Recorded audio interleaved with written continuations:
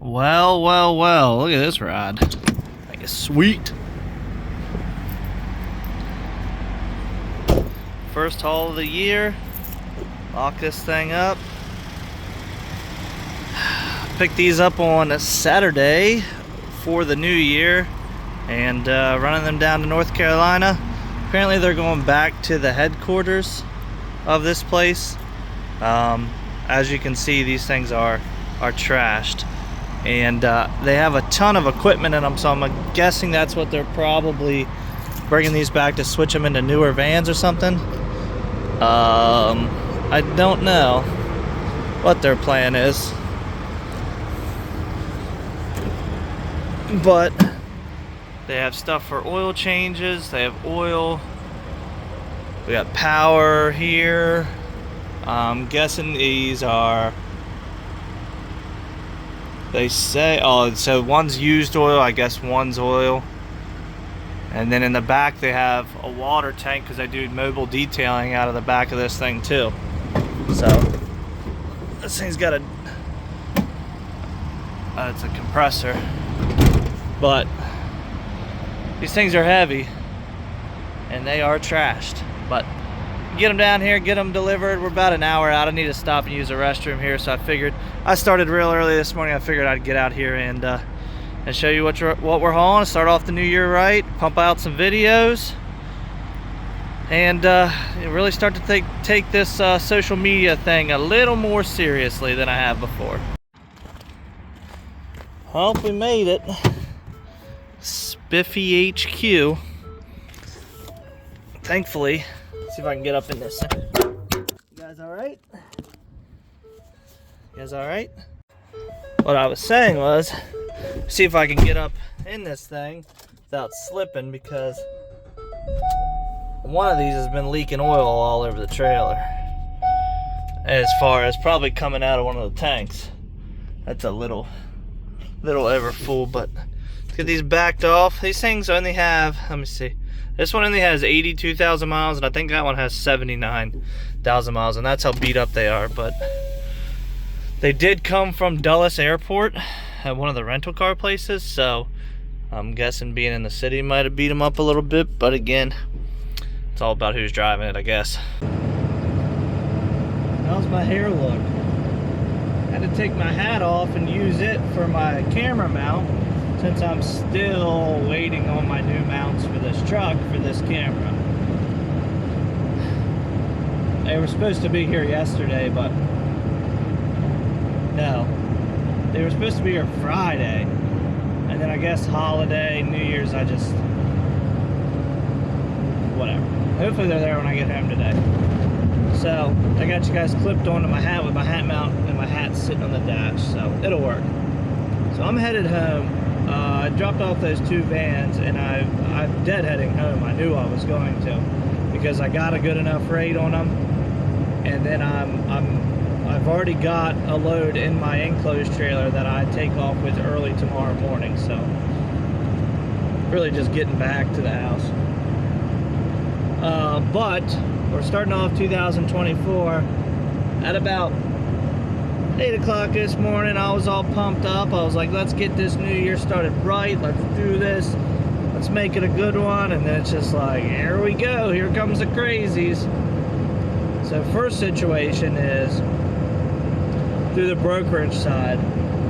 On the 28th, I sent a wire,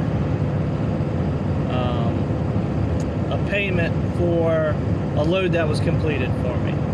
Okay, I asked the company for, I was going to send them an e-check, which I use this software that it's like online checks. So what they can do is they get it in an email.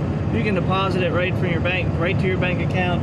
You can deposit it to PayPal, or you can print it out like a regular check and take it to the bank.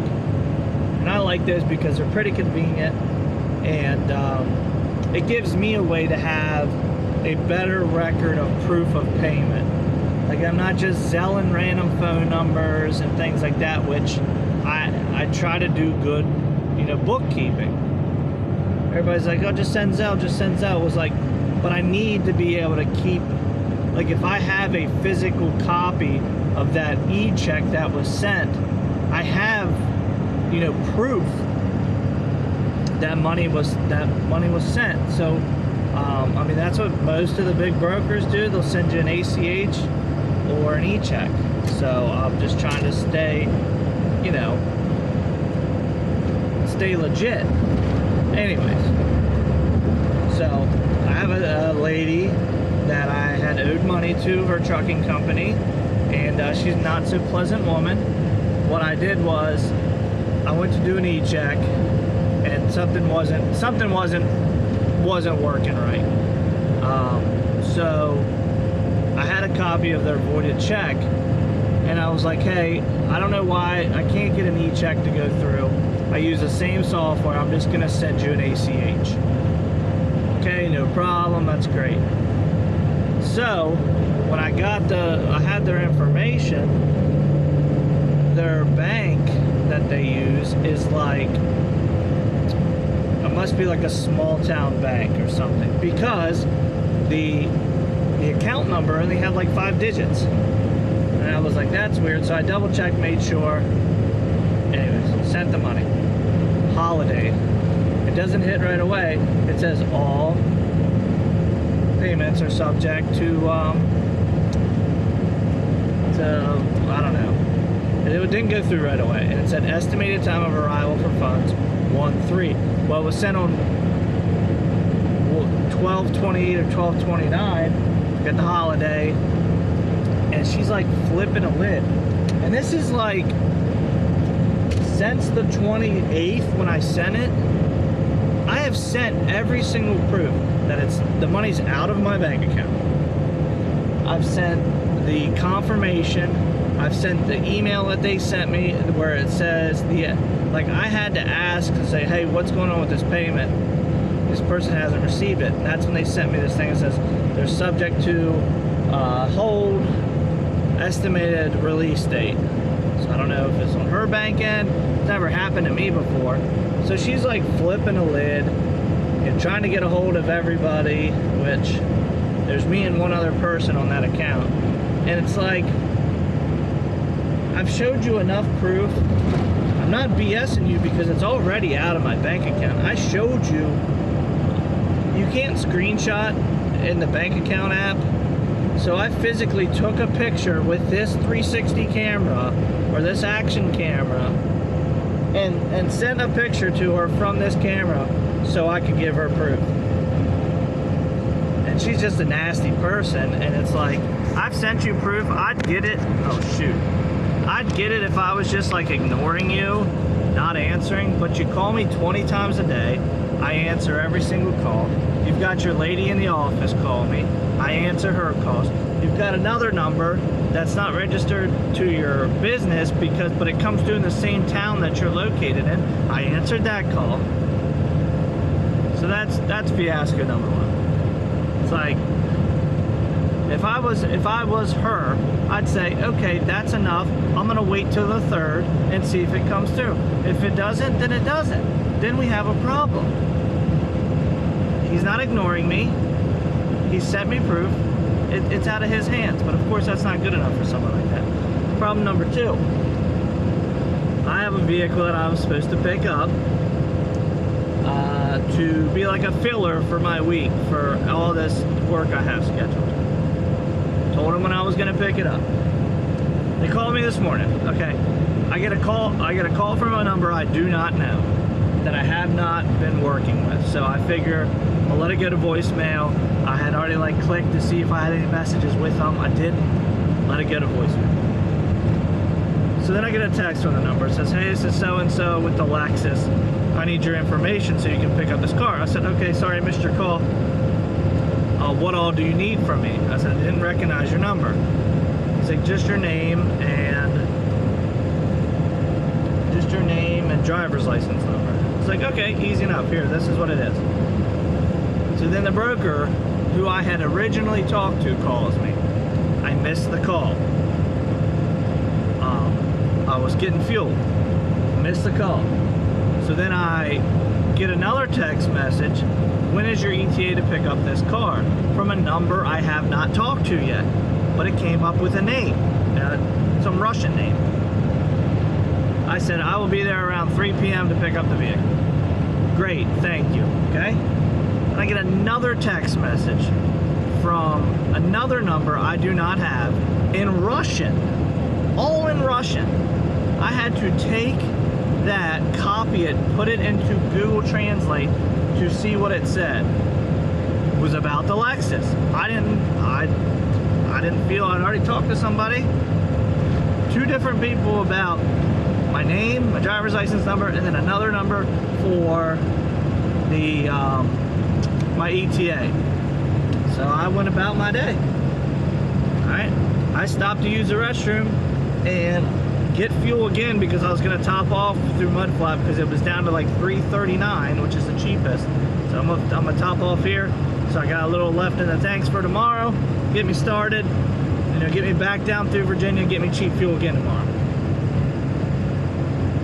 Well, I go in, I got my phone Mudflap, I see I have an email. I'm like, okay, let me scroll down, check my emails while I'm standing here in line.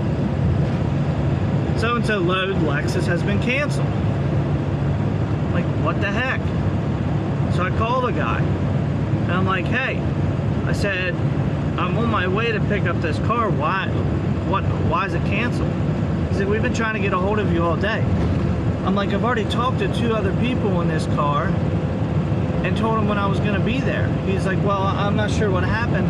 Let me talk to everybody in the office and I'll call you back. That was 2 hours ago. He still hasn't called me back. But I wasn't going to go pick it up anyways because he couldn't even, like, their communication, they have no communication between each other, and then you just randomly cancel a load on me without even calling me again. Which I would understand, you get like a courtesy call and be like, hey, you know, what's going on, or send me a text like you've been communicating with me. So that's fiasco number 2. So I said, screw it. I just, if they're gonna act like that, I have a bad feeling about like payment and things like that, because they want to pay me after it's delivered. With Zelle, I was like, if you're, and I've never heard of this broker before, I was like, you know what, maybe it's better just to let dead dogs lie and just leave it alone and just take that as like a sign. So 2024 starting out great. It's like, I don't understand. I guess a lot of it is I try to put myself in the other person's shoes and know how I would act, and the way some of these places act, like, will never do repeat business with you because of the way you act, which sucks for them because this company is based out of a state where I have freight coming out of very soon, a lot of freight that I'm not going to be able to cover, but I said I can probably get it covered for you if, when it comes due, you get me a list of what all needs moved.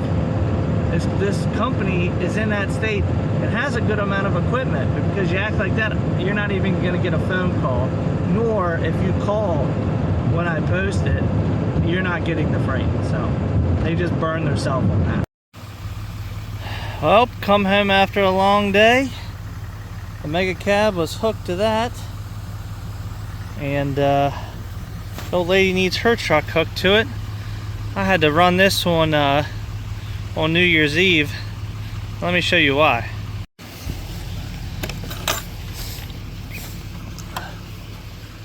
That's why. We've got a new addition. His name is Stetson, and he's gray just like I wanted. He's got a brand new Rambo blanket with hood on. I'm sure he's gonna love his new home. Well, it might be a little dark in here right now, but 600 miles later, 650 miles later, this fully stocked toolbox is delivered. Now, what's crazy about this toolbox is it probably pays it paid more than what some people are getting paid for semis and step decks and RTNs and van and all that. And I hauled it in my little single car enclosed dealership was paying to have this employee transferred down here to Hilton Head, South Carolina. And I'm gonna walk in here now and I was just gonna park here and walk in and see where they want this thing, because it's heavy. It's gonna take a couple people to get it unloaded.